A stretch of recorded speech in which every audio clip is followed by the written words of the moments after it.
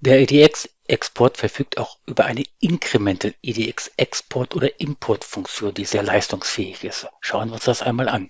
Grundsätzlich gibt es jetzt eine sogenannte Baseline, das ist das gesamte Design, was entweder in die Mechanik oder in ein anderes E-Ketzer-System überführt werden soll. Fangen wir mal mit der Baseline an. Welche Möglichkeiten haben wir? Welches Format exportiert werden soll? Die Einheiten selbstverständlich, die Board Outline, wie die Löcher oder Durchdringung exportiert werden, Bauteile, wie das Verhalten mit den Bauteilen ist im Einzelnen, beinhaltet auch irgendwelche Sperrflächen oder Lagen, wie in diesem Fall irgendwelche User-Defined Layer, die wir im E-Catster haben, oder Other Layer. Das können zum Beispiel auch elektrische Lagen sein, können wir dementsprechend umschalten, zum Beispiel Lage 1 oder die Lage 2.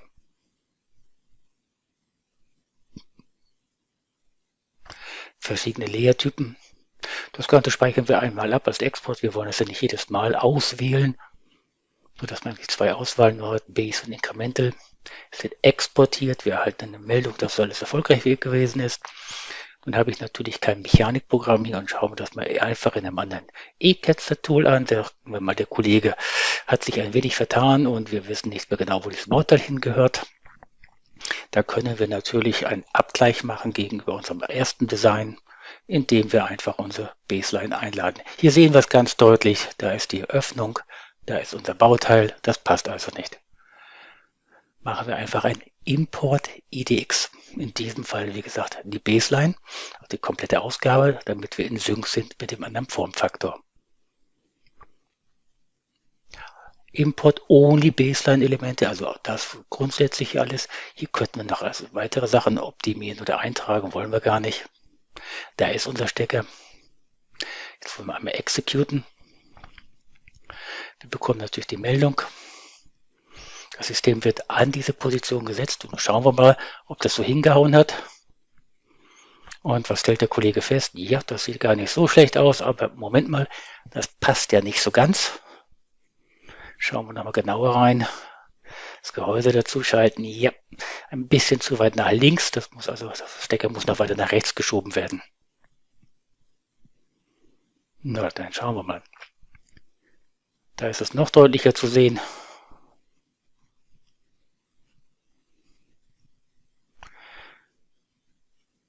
Bauteil selektieren, entweder mit Q-Koordinaten direkt eingeben oder wie in diesem Fall mit Shift und Pfeiltasten 100 Mühweise shiften. Wir sehen ja da auch die Durchdringung, wo es genau reinpassen soll. Hier können wir das dementsprechend also auch optisch machen. Oben passt, unten passt. Ja, jetzt passt es. Passt auch rein. Schieben wir das Stück zurück. Wieder auf die quasi alte Position. Platzieren das Bauteil, dieser Konnektor, jetzt genau vor der Durchdringung zum Gehäuse. Jetzt passt das natürlich mit unserem Logo dort unten nicht. Das muss natürlich dann auch noch ein bisschen verschoben werden. Es war nur ein Logo, kein Bauteil, aber auch dieses Bauteil können wir natürlich mit übertragen im IDX und sagen, okay, dass der Kollege das nicht nochmal machen muss. So, schauen wir uns das nochmal an.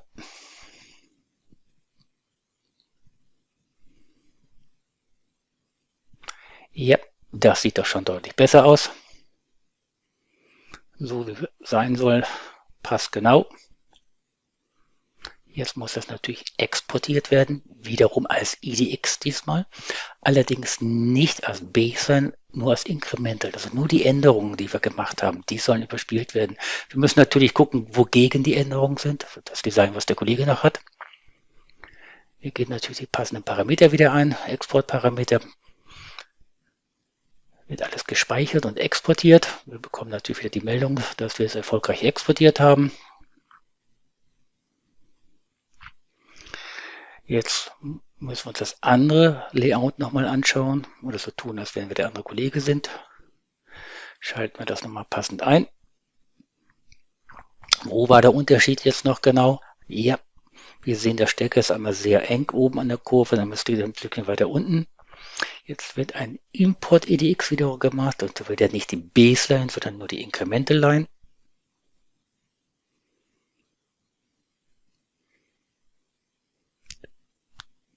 Können Import Board Outline, damit wir sehen, wo wir eigentlich sind. Kann ich nachher noch exkluden. Es wird einmal executed, damit die Daten auch dann verarbeitet werden. Also wird unter Wasser ein Vergleich gemacht zwischen dem vorhandenen Design mit meinen Daten. Das System stellt fest, ein Incremental, der ist unser View, damit wir die Unterschiede grafisch erkennen können. Unten sehen wir auch die 3 Unterschiede, das passt auch, das ist das, was ich selektiert habe. Das Bauteil, das Logo, die Board Outline hatte ich ja selber gewählt. Die Board Outline möchte ich gar nicht mehr, die kann ich also excluden, rejecten. Das Bauteil kann ich noch einen Comment reinschreiben.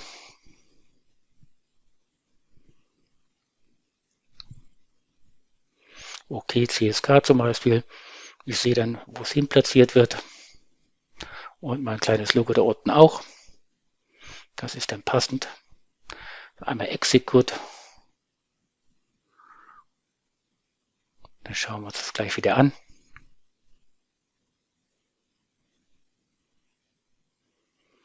So, wir sehen, die Pads passen natürlich nicht mehr jetzt, ist klar, wir haben es verschoben, aber das Bauteil passt. Die Leiterbahn können wir mit dem Editor gleich hinterher ziehen. Unser Logo ist auch ein bisschen nach unten gewandert.